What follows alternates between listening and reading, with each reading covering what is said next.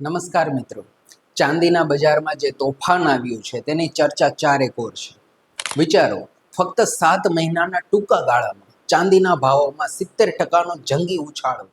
રમત હજુ પૂરી નથી થઈ. બજારના મોટા મોટા નિષ્ણાંતોનું માનીએ તો આ તો માત્ર ટેલર છે. આખી ફિલ્મ તો હજી બાકી છે. તેઓ માની રહ્યા છે કે ચાંદી અહીંથી પણ 20% સુધી વધી શકે છે. આજના આ વિડીયોમાં આપણે ઊંડાણમાં જઈશું અને સમજીશું કે આટલા મોટા આત્મવિશ્વાસ પાછળનું કારણ શું છે. આપણે 3 મુખ્ય સ્તંભો પર વાત કરીશું. પહેલું, ચાંદીની એવી માંગ જે રોકાવાનું નામ નથી લઈ રહી. બીજું, તેનો પુરવઠો કેમ વધી નથી રહ્યો. અને ત્રીજું, એક એવો જાદુઈ આંકડો જે બતાવે છે કે ચાંદી હજુ પણ સોનાની સરખામણીમાં કેટલી સસ્તી છે. તો ચાલો આ રોમાંચક સફર શરૂ કરીએ. તો ચાલો સૌથી પહેલા વાત કરીએ માંગની. મોટા ભાગના લોકો ચાંદીને ઘરેણાં કે સિક્કા તરીકે જ ઓળખે છે, પણ અસલિયતમાં ચાંદી એક ઇન્ડસ્ટ્રીયલ સુપરસ્ટાર છે. ખાસ કરીને જ્યારે આપણે ગ્રીન એનર્જીની વાત કરીએ ત્યારે ચાંદીની ભૂમિકા ખૂબ જ મહત્વની બની જાય છે. ઉદાહરણ તરીકે સોલાર પેનલ્સ. તમને ખબર છે કે સૂર્યની ઉર્જાને વીજળીમાં ફેરવવા માટે ચાંદી એક ઉત્તમ વાહક છે.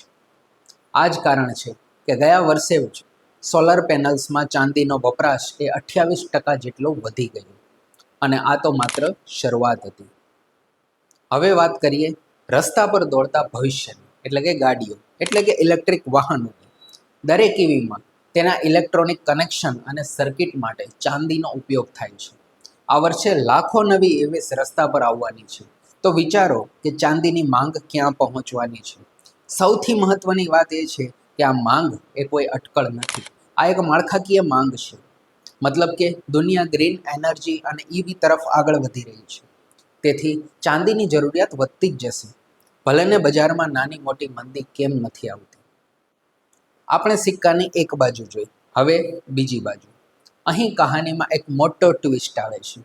તમને જાણીને નવાઈ લાગશે કે દુનિયામાં જેટલી પણ ચાંદી નીકળે છે તેમાંથી લગભગ 81% જેટલી ચાંદી સીધી રીતે નથી કાઢવામાં આવતી. મતલબ તે તો સીસુ, જસત અને તાંબા જેવી બીજી ધાતુઓની ખાણકામ દરમિયાન એક બાય પ્રોડક્ટ તરીકે મળે છે.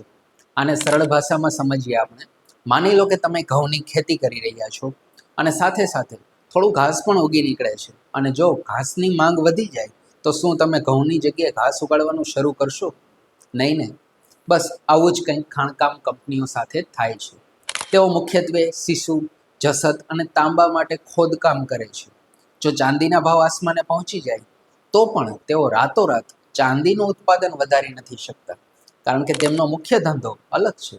અને જો કોઈ નવી ચાંદીની ખાણ શરૂ કરવાનું વિચારે તો તેમાં પર્યાવરણીય મંજૂરીઓથી લઈને ખાણકામ શરૂ કરવા સુધીમાં 10 વર્ષ કે તેથી વધુનો સમય લાગી શકે છે. તો સમીકરણ એકદમ સ્પષ્ટ છે. એક તરફ માંગ રોકેટની જેમ ઉપર જઈ રહી છે અને બીજી તરફ પુરવઠો કાચબાની ચાલે ચાલી રહ્યો છે. જ્યારે આવું થાય ત્યારે ભાવ વધવા એ સ્વાભાવિક બને છે. હવે ચાંદીની તેજી પાછળ બીજા અનેક સૌથી રસપ્રદ કારણો છે. સોના ચાંદીનો ગુણોત્તર, જેને ગોલ્ડ સિલ્વર રેશિયો પણ કહેવાય છે. આ ગુણોત્તર એકદમ સરળ છે. તે ફક્ત એ બતાવે છે કે 1 ઔંસ લગભગ 28.35 ગ્રામ સોનું ખરીદવા માટે તમારે કેટલા ઔંસ ચાંદી આપવી પડશે. આને તમે સોના અને ચાંદી વચ્ચેની કિંમતની સરખામણી પણ કહી શકો છો. હવે ચાલો થોડું ઇતિહાસમાં ડોક્યુ કરીએ. છેલ્લા ઘણા દાયકાઓથી આ ગુણોત્તર સરેરાશ 62ની આસપાસ રહ્યો છે. મતલબ કે સામાન્ય રીતે 1 ઔંસ સોનાની કિંમત 62 ઔંસ ચાંદી બરાબર હોય છે. પણ આજે પરિસ્થિતિ શું છે? આજે આ ગુણોત્તર 83ને પાર છે. આનો સીધો જ અર્થ એ છે કે સોનાની સરખામણીમાં ચાંદી અત્યારે સસ્તી છે. 70%ની તેજી પછી પણ ચાંદી હજુ તેના ઐતિહાસિક મૂલ્ય કરતાં ઓછી કિંમતે વેચાઈ રહી છે. હવે ગણિતને સમજો. જો આ 83નો ગુણોત્તર એક ઘટીને તેની ઐતિહાસિક સરેરાશ 62 પર પાછો આવે તો બેમાંથી એક વસ્તુ થવી જોઈએ. કાં તો સોનાના ભાવ ઘટવા જોઈએ અથવા ચાંદીના ભાવ વધવા જોઈએ. હાલના સંજોગોને જોતા નિષ્ણાંતો માને છે કે ચાંદીના ભાવ વધવાની શક્યતા વધુ છે. અને જો આ ગુણોત્તર સુધરે તો ચાંદીના ભાવમાં અહીંથી પણ લગભગ 20%નો વધારો આરામથી જોવા મળી શકે છે. આ જ કારણ છે કે ઘણા મોટા રોકાણકારો અત્યારે સોના કરતાં ચાંદી પર વધુ દાવ લગાવી રહ્યા છે, કારણ તેમને તેમાં વેલ્યુ દેખાઈ રહી છે. હવે આપણે જઈએ ગ્રાફ અને ચાર્ટ્સની દુનિયામાં, જેને ટેકનિકલ એનાલિસિસ કહીશું. જે લોકો ભાવના ચાર્ટ જોઈને વેપાર કરે છે, તેમના માટે પણ ચાંદી એક હીરો બનીને ઉભરી છે. છેલ્લા 6 વર્ષથી ચાંદી માટે $21.50નો ભાવ એક મજબૂત દિવાલ જેવો હતો. જ્યારે પણ ભાવ આ સ્તર પર પહોંચતો ત્યારે વેચવાલીનું દબાણ આવતું અને ભાવો પાછા નીચે જતા હતા. આને ટેકનિકલ ભાષામાં પ્રતિકાર સ્તર અથવા રેઝિસ્ટન્ટ લેવલ કહેવાય છે. પણ તાજેતરમાં ચાંદી આ 6 વર્ષ જૂની દિવાલને તોડી નાખી છે, જેને બ્રેકઆઉટ કહીશું. આ એક ખૂબ જ મજબૂત તેજીનો સંકેત આપે છે. ટેકનિકલ વિશ્લેષકો માને છે જ્યારે આવો મોટો બ્રેકઆઉટ થાય છે ત્યારે ભાવમાં એક નવી ગતિ આવે છે. તેમના ગણિત મુજબ આ બ્રેકઆઉટ એ ચાંદીના ભાવને $31.50 સુધી લઈ જવાની ક્ષમતા ધરાવે છે, જે વર્તમાન સ્તરથી લગભગ 19 કે 20% વધારે છે. તો ચાર્ટ પણ એ જ વાર્તા કહી રહ્યા છે જે આપણે અત્યાર સુધી સાંભળી છે. અંતે એક એવું પરિબળ જે સોના ચાંદી જેવા બજારો માટે બ્રહ્માસ્ત્ર સમાન છે, વ્યાજ દર. અમેરિકાની સેન્ટ્રલ બેંક, જેને ફેડરલ રિઝર્વ કહેવાય છે, તે ભવિષ્યમાં વ્યાજ દરમાં ઘટાડો કરવાના સંકેતો આપી રહી છે. અને હવે તમે વિચારશો કે અમેરિકાના વ્યાજ દરને આપણી ચાંદી સાથે શું લેવા દેવા છે? સંબંધ છે અને ઘણો ઊંડો છે. સમજો, જ્યારે બેંકમાં પૈસા રાખવા પર વ્યાજ ઓછું મળે ત્યારે રોકાણકારો એવી જગ્યાએ પૈસા રોકવાનું પસંદ કરે છે જ્યાં વધુ વળતર મળી શકે. સોના અને ચાંદી એવી સંપત્તિ છે જેના પર તમને કોઈ વ્યાજ કે ડિવિડન્ડ નથી મળતું. તેથી જ્યારે વ્યાજ દર ઊંચા હોય છે ત્યારે લોકો બેંક FDમાં પૈસા રાખવાનું પસંદ કરે છે. પણ જ્યારે વ્યાજદર ઘટે છે ત્યારે સોના ચાંદી જેવી બિન ઉપજ આપતી સંપત્તિઓ એ ખૂબ જ આકર્ષક બની જતી હોય છે, કારણ કે બેંકમાં પૈસા રાખીને પણ કંઈ ખાસ વ્યાજ મળવાનું નથી.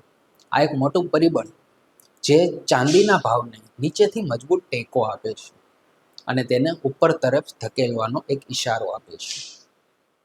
તો ચાલો આખી ચર્ચાનો સારાંશ કાઢીએ. ચાંદીમાં આગળ શું થઈ શકે છે? આપણે 4 મુખ્ય કારણો જોયા. પહેલું, ગ્રીન એનર્જી અને ઇલેક્ટ્રિક વાહનો, કારણ કે તેની ઔદ્યોગિક માંગ સતત વધી રહી છે. બીજું, તેનો પુરવઠો મર્યાદિત છે, કારણ કે તે મુખ્યત્વે બાય પ્રોડક્ટ તરીકે મળે છે.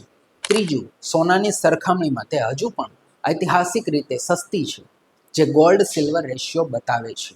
અને ચોથું, ટેકનિકલ ગ્રાફ પર એક મજબૂત બ્રેકઆઉટ અને ઘટતા વ્યાજનું વાતાવરણ એ તેને ટેકો આપી રહ્યું છે. આ બધા જ પરિબળો એક સાથે મળીને ચાંદી માટે એક ખૂબ જ મજબૂત ચિત્ર રજૂ કરી રહ્યા છે.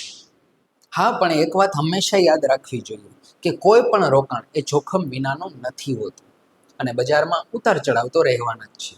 આ વિડીયો માત્ર શૈક્ષણિક હેતુ માટે છે. કોઈ રોકાણની સલાહ અમે નથી આપતા. કોઈ પણ નિર્ણય લેતા પહેલા તમારા નાણાકીય સલાહકારની સલાહ જરૂરથી લેજો. પરંતુ જે સંકેતો અત્યારે મળી રહ્યા છે તે સ્પષ્ટપણે ચાંદીની તરફેણમાં છે. જો તમે તમારા રોકાણ પોર્ટફોલિયોમાં વૈવિધ્ય લાવવાનું વિચારી રહ્યા હો અને સોના સિવાય કોઈ અન્ય વિકલ્પ શોધી રહ્યા છો, તો ચાંદી પર એક નજર રાખવા જેવી છે. આ દાયકાની આ એક મોટી તક સાબિત થઈ શકે છે, એટલું અમે જરૂરથી કહી શકીએ. તમને આ વિશ્લેષણ કેવું લાગ્યું? શું તમે ચાંદીમાં રોકાણ કરવાનું વિચારી રહ્યા છો?